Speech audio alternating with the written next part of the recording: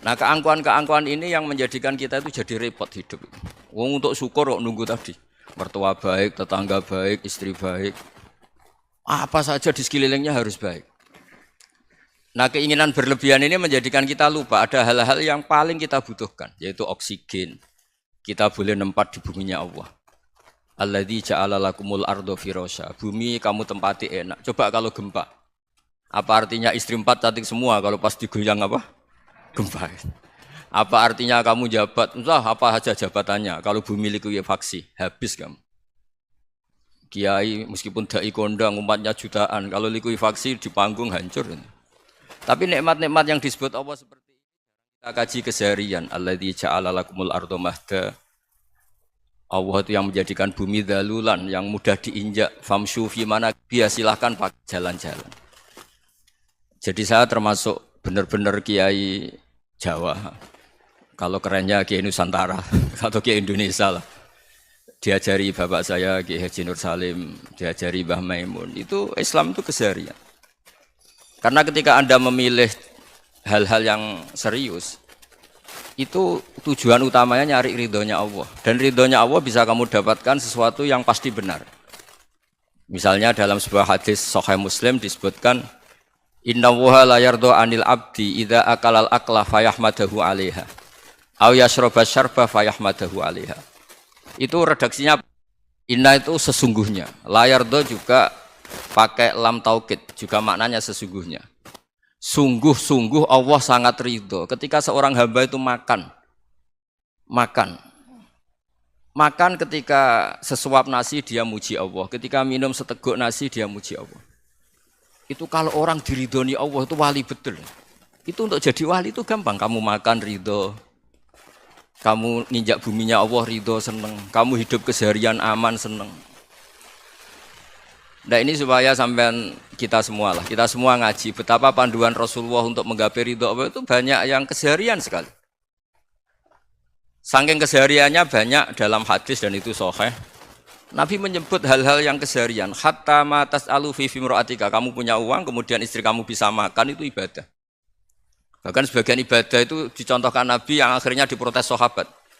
Yaitu wafi buti ahadikum sodakoh, kamu menggauli istri kamu itu ya sodakoh. Sampai sahabat bilang yang benar ya Rasulullah. Ayati ahaduna syahwatahu wa huwa lahu ajrun. Masa urusan biologis, urusan syahwat kemudian dia dapat pahala. Nabi menjawab, alai salawadu'aha fi haramin akana alaihi wisrun. Bagaimana kalau dia meletakkan ke yang tidak benar itu kan dosa. Nah, hal-hal seperti ini yang saya ingin teman-teman semua lah, semua. Saya juga agak ingin ngaji demi Anda juga enggak ingin. Itu dosa sekali ngaji kok pesanan kelompok tertentu itu enggak boleh. Islam itu untuk semua. Jadi ya cuma karena di depan saya jenengan ya seakan-akan jenengan korbannya. Itu ada ilmunya dalam usul fikih itu. Jadi orang itu harus ngaji usul fikih. Nama yang disebut, mungkin Mas Sufyan masih ingat zaman ngaji usul fikih. Nama yang disebut itu tidak jaminan sebagai prioritas perintah. Jadi misalnya gini, kebetulan yang di depan Nabi itu Abu Dzar. Nabi ya bilang, ya Aba Dzarin ini uhibbuka misalnya, atau ya Mu'ad ini muhibbuka, atau ya Aba Hurairah ini uhibbuka misalnya. Banyaklah riwayat yang Nabi nyebut ya Aba Dzarin, ya Mu'ad, ya Aba Hurairah. Kemudian misalnya Nabi meneruskan khitab, ini uhibbuka, saya mencintai kamu, fakul dubur sholatin, atau sebagian riwayat disebut falatadaan nadubura kulli sholatin, Allahumma inni ala dzikrika wa syukrika wa husni ibadatik. Saya mencintai kamu, siapa saja. Mu'ad bisa, Abu Dzar bisa siapa? Saya mencintai kamu, mohon kalau habis sholat kamu jangan lupa wiridan Allahumma a'inni ala dzikrika wa syukrika wa husni ibadatik. Ya Allah, tolong kami permudah supaya mudah ingat engkau. Anda tidak bisa mentang-mentang, wong nama saya Parmin, nama saya Purnomo, itu yang diperintahkan Mu'ad misalnya. Jadi yang disebut satu, tapi khitab itu untuk siapa saja. Saya teruskan ya. Jadi saya mohon semua kita melakukan kebaikan itu kalau dalam kaidah fikih disebut al yakin la yuzalu bisyak. Banyak kebaikan yang kebenarannya itu 100%. Tidak punya efek samping ke pihak lain, ke kelompok lain, ke komunitas lain. Itu tadi misalnya Anda makan dan itu murah sekali, hanya butuh satu piring. Setiap punyaan kamu muji Allah, setiap minum kamu muji Allah. Itu redaksinya Rasulullah SAW disebut Allah sangat ridho ketika seorang hamba makan, kemudian dia memuji Allah. Atau minum, kemudian dia memuji Allah. Logikanya gampang, negara seperti ini yang kamu harapkan bentuknya kayak apa, mertua, ipar, komunitas, tetangga, itu nyata terjadi itu kan belum pasti. Sementara yang mesti terjadi adalah kamu butuh makan, kalau tidak mati. Butuh minum, kalau tidak mati. Butuh bumi yang nyaman ditempati, kalau tidak kita juga mati. Sebab itu Allah kalau menyebut nikmatnya itu hal-hal yang keseharian. Alladzi at'amahum min ju'. Allah itu siapa? Allah itu yang menciptakan kamu bisa makan. Tidak berlebihan, Allah itu yang menciptakan kondisi sosial itu ideal. Zaman Nabi itu ya ada orang munafik. Orang-orang pilihan Allah itu juga diuji orang sekelilingnya yang macam-macam. Semua diuji sesuai konteks zaman dan waktu. Nah, tapi ada ibadah-ibadah yang selalu disarankan Nabi. Sampai Nabi itu pernah ditanya, Ayul Islam ya khairun ya Rasulullah, Islam terbaik itu gimana? Jawabannya Nabi itu unik. It'amut to'am. Islam terbaik itu ya makan-makan, jangan santai-santai. Ketika Allah menyebut beberapa kebaikan, falak tahamal aqobah, wa ma adrokan apa? Mal aqobah. Terusannya apa? Fakku rokobah. Terusannya apa? Au it'amun fiyaumin di masubaya. Itu acara makan-makan itu juga Islam. Kenapa? Ya bayangkan kalau tidak ada makanan, kita mati kan? Kondisi sosial tidak ideal itu Anda masih gak apa-apa. Tapi kalau Anda tidak makan, Anda tidak minum, kamu punya istri cerewet masih bisa hidup, punya mertua cerewet masih bisa hidup. Tapi kalau tidak makan bisa mati. Berarti penting mana istri sama makan? Penting mana? Makan. Semoga istri Anda dengar, nanti kamu disuruh makan tapi pulang deh. Itu kalau dibahasakan makan masih memahami. Penting mana nasi satu piring dengan istri. Enggak ada nasi mati, enggak ada istri belum mati. Penting mana? Ya, gak berani jawab kan? Nah, ternyata Anda ada garang kan di depan istri. Jadi saya mohonlah, mungkin Mas Sufyan Sauri tadi yang bisa bantulah. Teman-teman tuh ngaji yang keseharian saja. Karena kita nyari ridha Allah itu berdasar firman Allah. Dan firman Allah itu menyebut keseharian tuh riang, gampang. Yaitu tadi misalnya wa min ayatihi manamukum billaili wan nahar. Termasuk ayat-ayat Allah itu kamu tidur. Maka dulu itu ada guyonan, ada tokoh Mu'tazilah, kelompok dalam Islam yang berpikir manusia itu bisa menentukan ikhtiarnya sendiri. Karena saya bisa duduk, ingin berdiri, berdiri. Karena kelompok ini enggak terima kalau semua kehendak Allah, nanti bagaimana kalau semua kehendak Allah kok ada hisab ya, ada sanksi. Lucunya itu dia akhirnya, ini cerita ya, mencintai seorang perempuan, cantik sekali. Dan itu dia menjadi ahli sunnah itu oleh hal-hal yang sepele. Karena istrinya cantik, ya namanya suami istri itu hubungan intim. Terus ditanya, Mas, masih ingin lagi? Masih. Silahkan diulang lagi. Wah ya tidak bisa. Katanya manusia bisa menentukan yang diinginkan. Itu tobat itu. Itu nggak bisa ditobatkan Mas Sufyan Ats-Tsauri. Orang cantik yang mudah nobatkan orang itu orang cantik. Segampang itu. Akhirnya kita tahu, makanya kalau dalam kitab Hikam itu disebut al-aqil mayakul madza yaf'alu wa hubi wal ghafil mayakul madza af'al. Orang yang punya akal karena sadar ini wilayah Allah, semua milik Tuhan. Itu dia tiap hari berpikir, besok Allah akan melakukan apa terhadap dunia ini.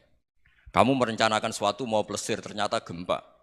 Mau wisata ke Rusia ternyata perang. Kamu tidak pernah tahu apa yang akan terjadi besok. Wa ma tadri nafsum madza taksibu ghadan.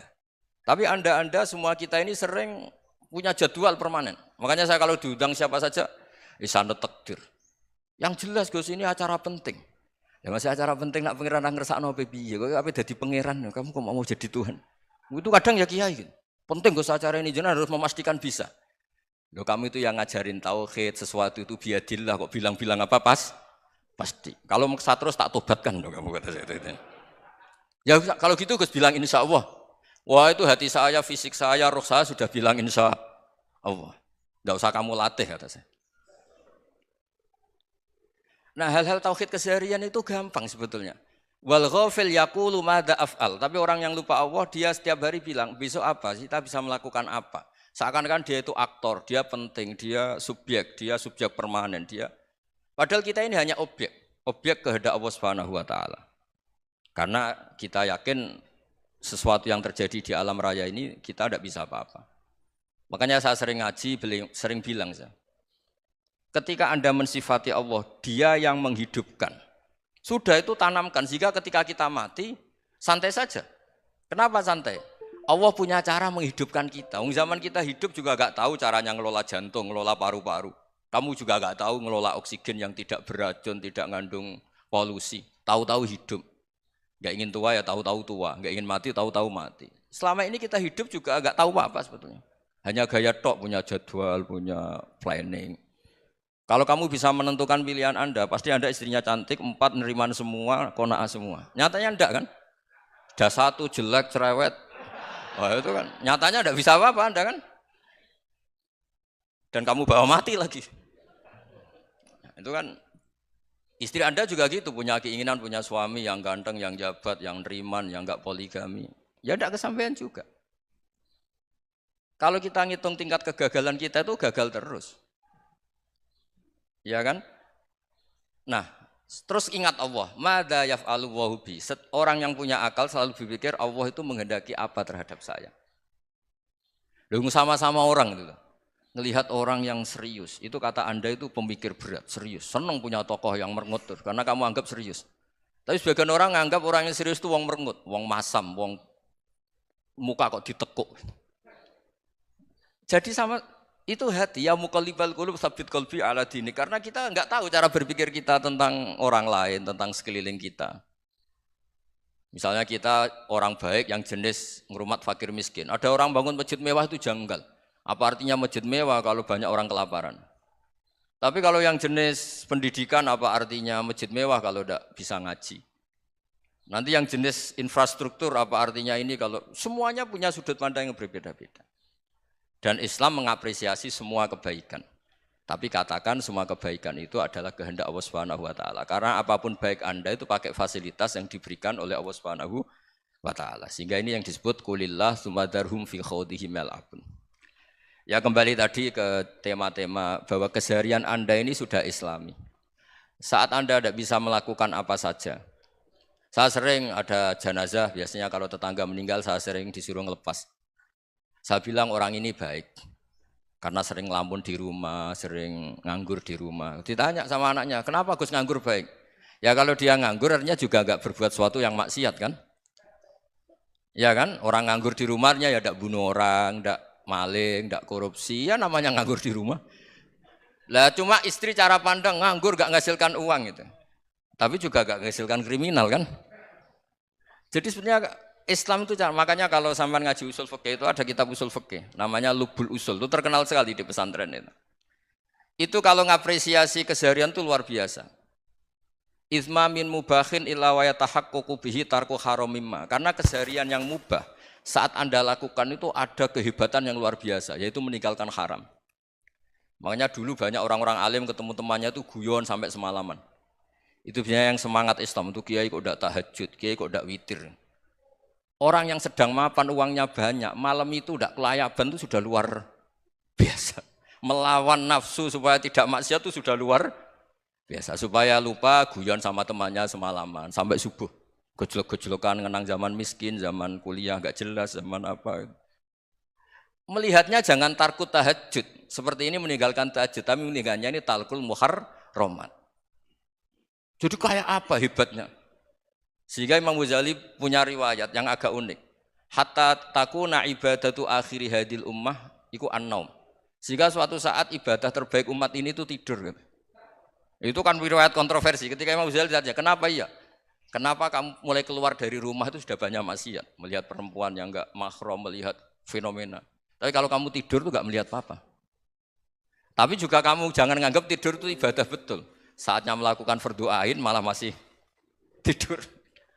Tapi itu sudut pandang yang menjadikan kita Islam itu gampang. Jadi saat Anda tidak bisa aktivitas apa-apa, misalnya ada beberapa orang yang lumpuh. Lumpuh itu memang nggak bisa Jumatan, nggak bisa ibadah, tapi dia juga nggak bisa maksiat. Tidur itu memang Anda saat itu tidak bisa tahajud, tidak bisa witir, tapi saat itu ada zina, tidak maling, tidak gosipkan orang, tidak bully orang, tidak menanamkan kebencian, tidak hasut. Sehingga tidur menurut Allah Ta'ala ya wa min ayatihi manamukum billaili apa? Wan nahar. Karena di tidur itu selain ada unsur istirahat, jaga kestamina, juga ada unsur meninggalkan beberapa keburukan. Nah saya mohon ibadah yang keseharian ini kita jaga. Supaya kita semua baca ayat itu fasih. Fasih itu tertanam di hati. Allah itu siapa? Alladzi at'amahum min ju'i wa amanahum min khauf. Dan Allah kalau cerita di Quran itu anna sababnal ma'a sabba tsumma syaqqaqnal ardha wa syaqqa fa ambatna fiha habba wa inaba wa qadba wa zaituna wa nakhla wa hada'iqa hulba. Kamu tahu saya ini siapa kata Allah? Saya ini adalah Tuhan yang menurunkan air, kemudian ada tanaman banyak. Habba wa inaba wa qadba, ada zaitun, ada tin, kalau orang Jawa mungkin ada tela, ada padi, ada mangga, ada pisang. Sudah. Wa inaba wa zaituna wa nakhla wa hada'iqa hulba. Ada perkebunan yang lebat. Tujuannya apa? Mata Allahkum, silahkan kamu pakai, kamu nikmati. Tapi karena kadang kita ini punya ide-ide besar. Tadi untuk syukur saja nunggu punya istri riman, rumah baik, tetangga baik, komunitas baik, semuanya baik baru syukur. Lama-lama nanti ada di surga, syukurnya nunggu surga paling kelas A. Itu sudah ada yang menghuni Rasulullah, kamu nggak boleh di situ. Masa untuk syukur saja? Repotnya Masya Allah. Jadi mohonlah Quran yang kalau Anda hafalkan juz amma itu kan ada ayat-ayat yang kayak tadi. Ya, fal yang dzuril insanu ila ta'ami. Coba lihat apa yang kamu makan ya? Dari mana? Dan untuk mempertahankan hidup kamu keseharian. Jadi jangan kira ibadah itu harus membentuk komunitas yang versi Anda. Ibadah itu harus yang hal yang mulu-mulu. Kesehariannya Anda alami. Loh ini saya tidak bikin-bikin. Saya ngaji bukan karena berdasar pesanan. Itu ayat yang saya baca kan betul ada ayatnya kan. Fal yang dzuril insanu ila ta'ami. Anna sababnal ma'a sabba tsumma syaqqaqnal ardha syaqqa fa ambasna fiha habba wa inaba wa qadba wa zaituna wa nakhla wa hada'iqa ghulba. Terusannya apa? Mata'al lakum, silakan kamu nikmati. Mata itu silakan kamu nikmati. Ya kayak sampean dikasih hidangan ya makan. Ya sudah makan. Habis makan ya minum. Habis itu ngantuk ya tidur. Ya sudah normal-normal saja. Kayak apa indahnya Islam. Tapi Anda mencari Islam yang gimana lagi? Nah itu yang diajarkan guru-guru kita, diajarkan sanad kita sampai Wali Songo, sampai Rasulullah SAW. Bahwa pada akhirnya ada jihad, ada perang. Itu dulu memang perang, bukan membunuh, beda. Dulu kita dijajah Belanda ya perang, dan itu normal karena kita dijajah. Jadi ketika orang lain ingin baik sama kita, wa in ahadum minal musyrikin astajaroka ya fa'jirhu hatta yasma'a kalam Allah. Kalau mereka ingin baik ya kita baik. Makanya ada istilah musta'man, mu'ahad. Kalau mereka ingin damai, berdampingan dengan kemajmukan ya itu yang lebih baik. Karena memang Islam menghormati proses perdamaian. Wa in janahu nawa lissalmi ya fajnah lah. Kalau ingin damai ya kita harus damai. Jadi andai kan dulu Belanda datang ke Indonesia kok minta besanan gitu. Ya mungkin kita juga seneng karena memperbaiki hidung kan kalau kita besanan gitu. Nah tapi wong jajah dulu itu kan masalah kan? Apa? Masalah kan? Jadi saya mohon jadi apa? Saya tadi minta sama Bapak Kadensus kemarin juga pernah main ke saya. Jangan sering ketemu saya ini sudah uzlah, saya ini sudah mau daftar jadi resi. Saya itu kemarin di Muktamar juga agak datang, acara di Jogja juga sudah. Karena memang keluarga saya dulu itu mbah saya, bapaknya bapak saya itu enggak keluar rumah itu puluhan tahun. Memang punya adat uzlah. Ya makanya ngaji saya ngaji aja yang gampang-gampang aja, yang enggak orderan, enggak pesenan ngaji aja dulu yang gampang. Saya ikhlas, yakin betul saya ikhlas. Ikhlas itu menurut saya itu roh. Orang enggak ikhlas menurut saya itu orang aneh. Ikhlas itu gampang, sudah saya bilang. Kalau kamu yakin ilmu itu milik Allah, ngasihkan juga ikhlas itu milik Allah. Apa sih yang kamu punyai sehingga kamu tidak ikhlas? Uang milik Allah, energi kita milik Allah, bumi milik Allah. Kemudian kamu merasa memiliki. Merasa memiliki itu kalau dalam ilmu tasawuf sudah kesalahan kan. Bagaimana Anda punya? Coba tahu-tahu tanah itu kok milik Anda. Karena saya beli, saya beli dari orang, dari Zaid. Padahal yang asli punya itu Allah. Apa benar kamu pernah beli sama Allah? Zaid ini pemilik nisbi, pemilik yang enggak sebenarnya kan. Ya enggak? Yang benar-benar pemilik itu Allah. Kok kamu ngerasa itu bumi kamu itu atas nama apa? Coba. Milik kan harus beli atau dikasih. Tidak semua kan? Nah, makanya terus famshu fi manakibiha, dan Allah menyebutnya, sudah saya ini yang menciptakan bumi. Waladzi ja'ala lakumul arda dalulan. Dan Allah menyebutnya sederhana, famshu fi manakibiha, silakan jalan-jalan. Terusannya apa? Wa kulu mirizki, silakan makan-makan. Jadi Islam itu yes, ya makanya kiai-kiai itu ada acara makan, sampai ada guyonan fikuli makanin makan di setiap tempat ya makan. Nggih ngoten nggih, pokoke sing gampang-gampang mawon nggih. Nggih Mas Sufyan nggih sing gampang-gampang mawon nggih. Assalamualaikum warahmatullahi wabarakatuh.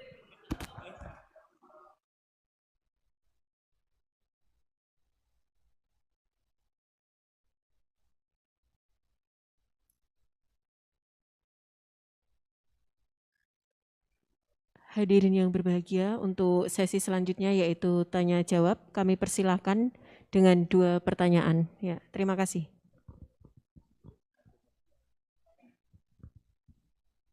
Mohon sebelum mengajukan pertanyaan untuk menyebutkan nama dan asal. Terima kasih.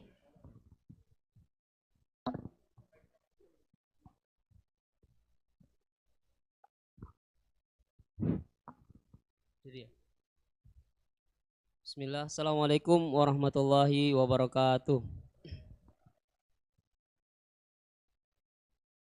Yang saya hormati Bapak-Bapak yang ada di depan, terutama Bapak Kiai Gus Baha. Perkenalkan, nama saya Imran, asal dari Poso, Sulawesi Tengah.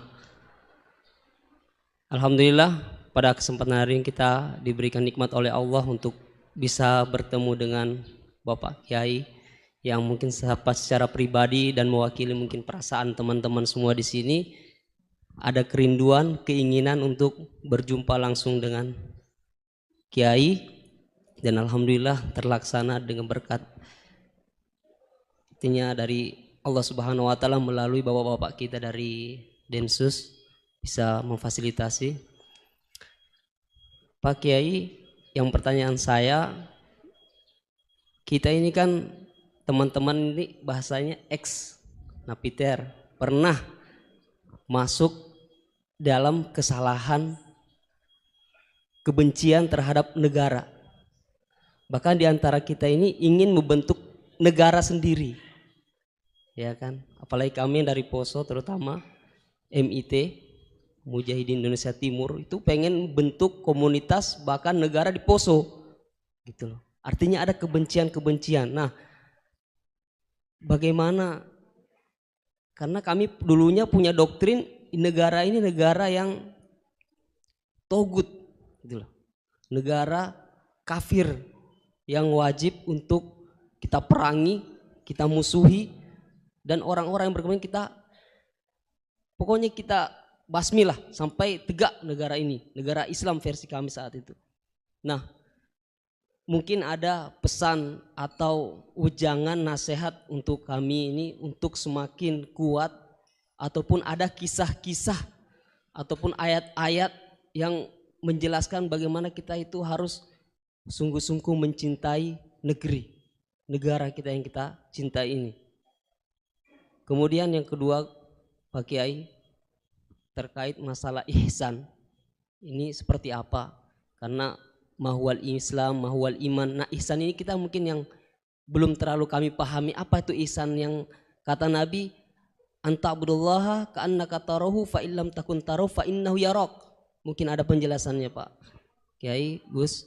Mungkin hanya ini yang dapat saya sampaikan. Assalamualaikum warahmatullahi wabarakatuh.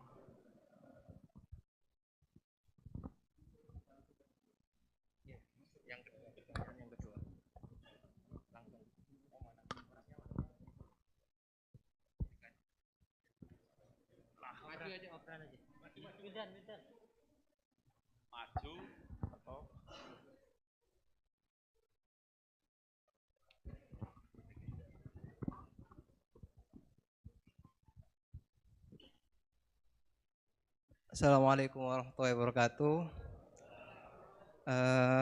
Nama saya Wildan dari Malang. Alhamdulillah hari ini bisa bertemu dengan Gus Baha, yang memang dari saya waktu di dalam udah ngikuti YouTube-nya pada masa itu. Dan di sini Gus mungkin terdiri dari banyak saudara-saudara kita yang dari berbagai tempat, berbagai karakter dan berbagai sifat. Nah, yang saya ingin tanyakan, bagaimana kita memupuk konsep persaudaraan tanpa memandang kepentingan duniawi. Karena kebanyakan dari kita bersaudara karena kepentingan, bukan bersaudara karena ya kita adalah saudara. Terus kemudian yang kedua yang ingin saya tanyakan itu, kita hari ini adalah mengalami degradasi moral yang luar biasa. Akhlak, sopan santun nyaris sedikit demi sedikit hilang. Nah, bagaimana cara kita untuk memupuk agar generasi kita selanjutnya tetap berakhlak, beretika terhadap yang lebih tua, ataupun kepada sesamanya, ataupun kepada yang lebih kecil. Mungkin sekian dari saya. Assalamualaikum warahmatullahi wabarakatuh.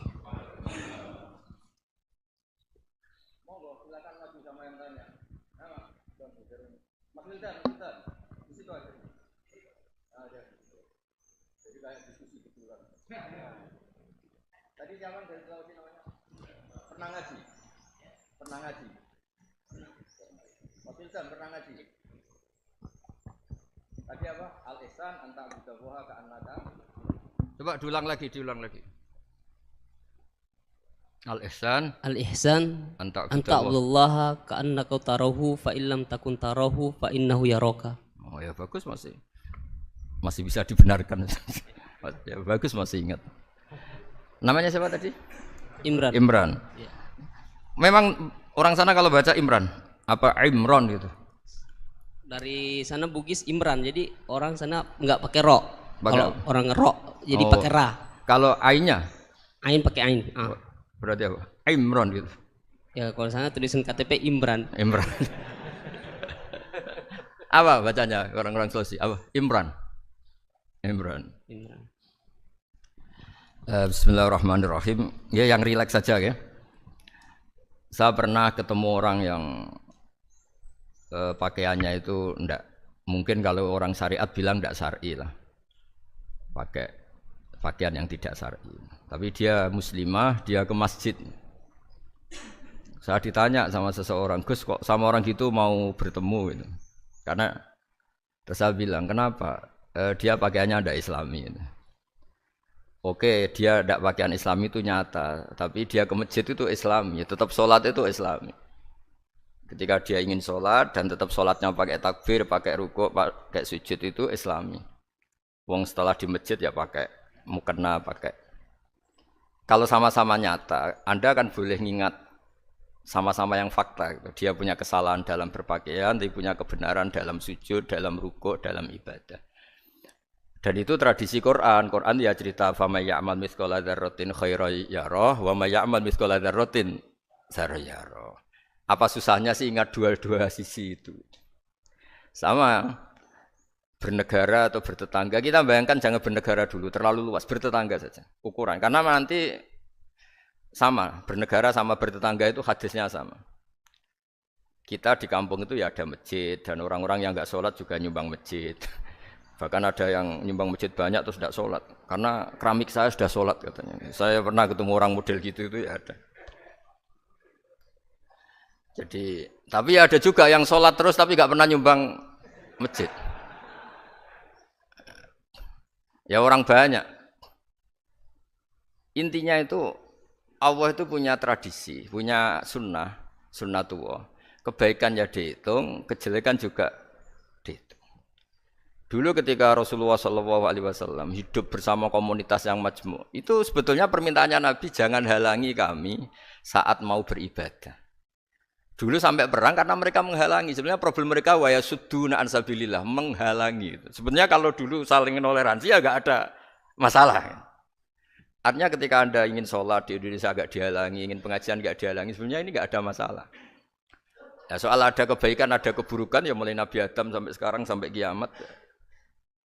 Itu cara pandang. Jadi cara pandang kita terhadap orang lain itu harus hal-hal yang nyata. Kalau kesalahan mereka nyata, kebaikan mereka juga nyata. Kenapa kita hanya ingat sisi yang jelek, tidak ingat sisi yang baik?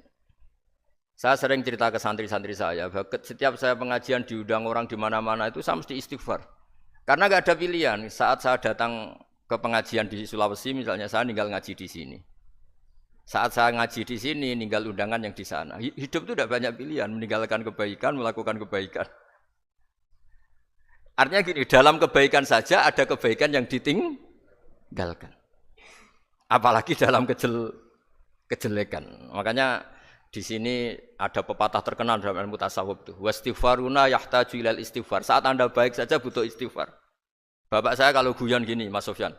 Ada imam istiqomah jadi imam masjid sampai tua sampai batuk-batuk. Itu bagus istiqomah. Tapi itu masalah kata bapak. Akhirnya enggak kaderisasi katanya. Itu istiqomah apa enggak mau diganti orang lain katanya. Ada kiai dai di mana-mana. Itu mesti orang muji, oh itu dai di mana-mana, laris enggak pernah di rumah. Pondoknya pasti bubar itu karena ditinggal. Jadi kebaikan seperti ada orang sering sowan kiai. Wah itu malah lebih masalah lagi kan. Kadang kiainya pas istirahat, yang disalamkan template uang jatah susu anaknya. Hari itu waya tagihan malah lari sowan kiai. Dan harusnya di rumah ada fardu'ain tagihan listrik entah apa. Jadi makanya di hikam itu terkenal kata-kata manusia itu siapa? Manusia itu mangkanat mahasinuhu masawiya fakih falatakunu masawihi masawiya. Manusia itu orang ketika baik saja salah, apalagi pas salah. Coba saya misalnya pidato begini, di atas panggung saya orang alim pidato nasihati orang. Di saat yang sama seperti yang tanya Mas Wildan tadi ada agak sopannya. Di situ ada mungkin orang yang lebih sepuh timbang saya. Masa lebih muda kok di atas? Yang di bawah lebih tua? Ada agak sopannya. Mau enggak pidato disuruh, mau di atas disuruh, enggak sopan sama yang. Tapi misalnya yang paling sepuh pidato enggak pernah ngaji kok pidato terus gimana? Artinya ketika kita baik saja ada salahnya, apalagi pas salah. Sebab itu ajaran Rasulullah itu suruh berdoa Rabbana dzolamna anfusana. Sebelum minta itu merasa, ya Allah kita ini mendolimi diri kita sendiri. Karena dalam pilihan-pilihan itu pasti ada salahnya. Coba misalnya Anda bangun masjid habis 2 miliar. Yang harusnya 1 miliar sudah jadi. Terus nanti suatu saat ketemu Allah ditanya.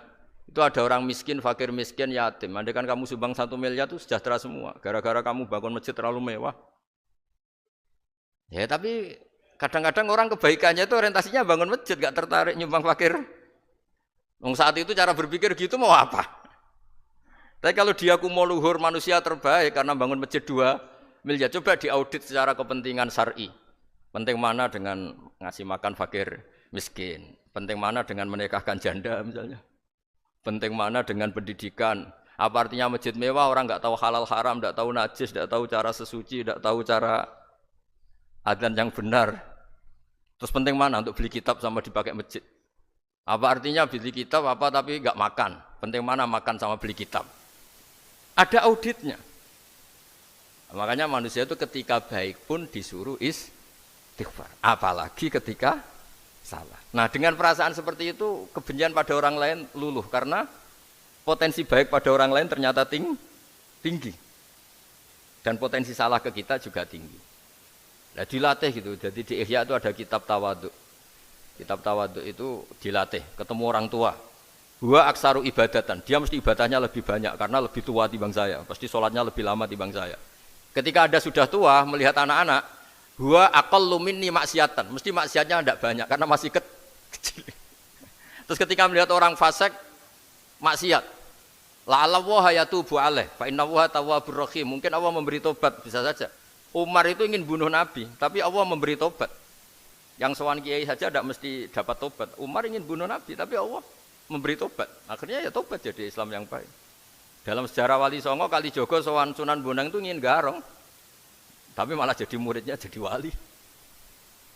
Kalau Allah sudah menghendaki tidak ada ya. Perang Uhud orang Islam kalah itu karena panglimanya siapa? Khalid bin Walid. Tapi dia malah yang dapat hidayah. Nah, sama orang yang sekarang Anda benci bisa saja Allah merencanakan ada apa? Hidayah di situ. Dan kita yang merasa benar jangan saja ada rencana Allah bikin kita su'ul khotimah. Na'udzubillah min dzalik, kan tidak pernah tahu. Nah, dari tidak pernah tahu itu orang diusahakan tawadhu. Wa ma adri ma yuf'alu bi wala bikum. Kita tidak pernah tahu. Makanya meskipun saya ini kiai terus kata orang banyak itu ketop. Kalau istighfar ya nangis betul ya. Cuma kan nggak perlu di depan umum. Nanti dia ke penampilan kan ribet kan nanti.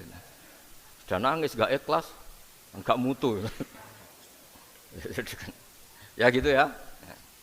Yang Mas Wildan tadi apa pertanyaannya diulang? Selain masalah akhlak tadi.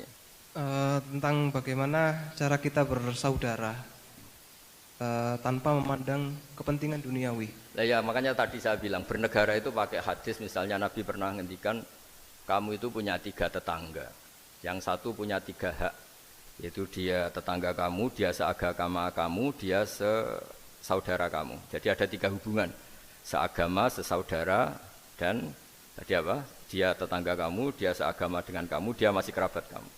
Terus ada tetangga yang punya 2 hak, yaitu dia tetanggamu, seagama dengan kamu, tapi tidak sekeluarga dengan kamu. Terus ada tetangga yang punya 1 hak, dia tidak keluarga kamu, dia tidak seagama dengan kamu, tapi tetap punya hak karena itu tetangga kamu. Dan itu kata Nabi semuanya berhak kamu baikin, karena ada hakul jar. Makanya dulu doa ada bil kubri itu ceritanya sederhana. Ada seorang perempuan Yahudi ya, sowan Sayyidah Aisyah. Kalau sowan ya dikasih uang sama Sayyidah Aisyah. Padahal Yahudi ya. Ketika dikasih uang, terus si Yahudi tadi, semoga engkau diselamatkan dari siksa kubur. Zaman itu Sayyidah Aisyah belum dengar hadis tentang siksa kubur. Setelah Rasulullah datang, saya tadi diminta didoain, ya saya terima karena saya enggak percaya. Terus Nabi ngendikan itu benar adanya siksa kubur. Ketika komunitas Yahudi di Madinah itu puasa Asyura, Nabi coba tanyakan mereka, kenapa puasa Asyura? Padahal orang Yahudi. Oh, terus setelah ditanya, yaumun najjawahu fihi Musa, itu hari di mana Allah menyelamatkan Nabi Musa, kata orang Yahudi. Terus kata Rasulullah, nahnu ahaqqu bi Musa, saya juga berhak menghormati Musa. Kemudian Nabi puasa. Suatu saat lagi ada orang Yahudi datang, ya Rasulullah, ya Muhammad, manggilnya ya Abul Qasim karena orang Yahudi. Ya Abul Qasim, nanti nasib langit bumi ini di mana? Manusia yang sudah mati-mati di mana ketika bumi dihancurkan? Mayat-mayat yang sudah di kuburan di mana? Terus orang Yahudi tadi bilang, Inna woha wadu as-samawati ala dzih wal arodina ala dzih. Soalnya Allah itu bisa saja mengelola langit bumi yang sudah hancur gini-gini. Nabi itu tertawa-tawa. Dalam sebuah riwayat disebut hatta badat nawajidu. Tertawanya Nabi itu lepas sampai giginya kelihatan. Kata rawinya tasdiqan liqaulil khabri, karena Nabi membenarkan orang Yahudi tadi. Jadi intinya dalam banyak hal itu ya dicari kesamaan. Makanya kalau interaksi dengan kelompok lain kata Nabi la tusaddiquhum wa la tukadzibuhum. Kamu jangan mengiyakan juga jangan menolak. Kamu tolak jangan-jangan pas yang sama dengan ajaran kita.